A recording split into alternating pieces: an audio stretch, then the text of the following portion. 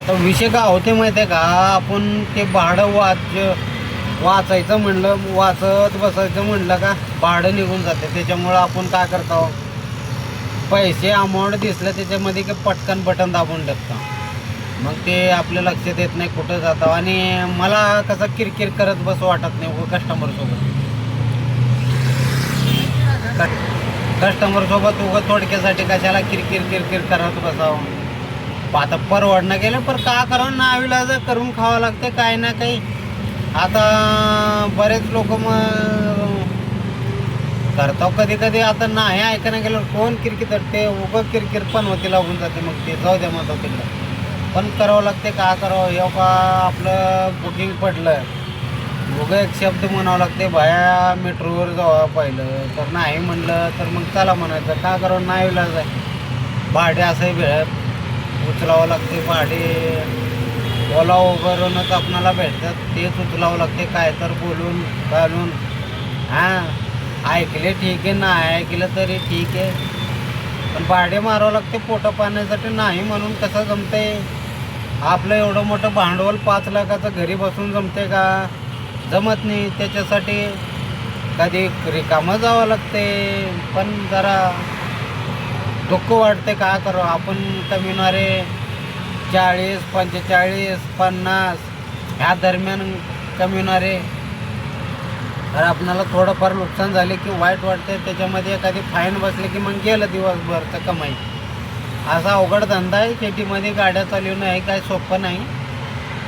हो तरी बरं आहे, काय अडचण नाही. कुणाला कधी अडचण येत असते, कधी जात असते, सांभाळून घ्यावं लागते बाबा. आता वाघोलीहून लोहगाव समृद्धी महामार्गावर गेलो होतो. एवढं दिमाग खराब, एवढं दिमाग खराब. एवढं छोटंसं रस्ता, एकदम बारीक रस्ता. तिथं एवढं दुनियाभरचं ट्रॉफिक. तिथं ड्रुरून ड्रुरून ड्रुरून करावं लागते. काय थोडा रस्ता चांगला असले की जरा कसं यायला जायला बरं वाटतं जरा. आणि ते रस्ता बारीक असलं म्हणजे काय झालं, पण त्याच्यामध्ये दुनियाभरचे खड्डे. लय अवघड आहे धंदा. एक तर रस्ता बारीक, त्याच्यामध्ये दुनियाभरचे खड्डे. अवघड आहे धंदा. लई धंदा करायचं म्हटल्यावर सोपं नाही. घेण्याच्या अगोदर वाटत होतं लय भारी कमाई, स्वतःचे धंदा असं तसं आहे. कशाचा धंदा काय आपलं बरं होतं वाटायला ते पहिलंच. ज्या लाईनला उभा करतात त्या लाईनला प्रत्येक जण बोट रेडी ठेवते. आता पडन बुकिंग, तेव्हा पडन बुकिंग, पटकन पडलं की दाबून टाकायचं. असा विषय चालू आहे भावा धंद्यामध्ये. लय अवघड कार्यक्रम आहे. आणि त्याच्यामध्ये पार्ट टाईम करणाऱ्याला ऑटो जमा करा म्हणले. बाबा माझे एकच विनंती आहे, जे लोक पार्ट टाईम करून धंदा करतात त्यांना करून खाऊ द्या साहेब. लोक लय अवघड आहे. नुसतं धंद्यावर माणूस जगत नाही. नुसतं मग उगं वाटते लोकांना कसं. आता हे रिक्षा चालवलेले म्हणल्यावर लय पैसे कमीतोय असं वाटते. हा अजिबात नाही. एखादी दिवस 1000 रुपये जर झाले कमाई तर त्याच्यामधले तुम्हाला 300 350 रुपये CNG काढावं लागते, मेंटेनन्स काढावं लागते, घर खर्च काढावं लागते. आता CNG 300च जर काढलो तर मग राहिलं काय सांगा मला. त्याचं मेंटेनन्स वगैरे 100-150 रुपये 200 रुपये धरा मेंटेनन्स गाडीचं. अवघड आहे धंदा लय. CNG BNG सगळं काढून तुम्हाला 1000 रुपये हजेरी पडलं रोज. मग ऑटोचा धंदा परवडला म्हणून समजायचं बरं का. नाहीतर तुम्ही एक दिवस 1000 रुपये कमिणार, एक दिवस 500 रुपयावर शांत बसणार. लय अवघड आहे धंदा. आता बरेच वेळ झालं बसलो मी, काय बुकिंग पडत नाही काय नाही. अहो का निवांत बसून वाघोलीच्या समृद्धी महामार्गावर बसलो. आता काय करावं, U-टर्न घेऊन जावं आपलं खराडी मार्ग. का करावं, भाडं उभं वाटते लोक. काय धंदा काय धंदा. माझं तर एकच विनंती आहे, जे लोक पार्ट टाईम करतात त्यांना करू द्या बाबा, करून खाऊ द्या.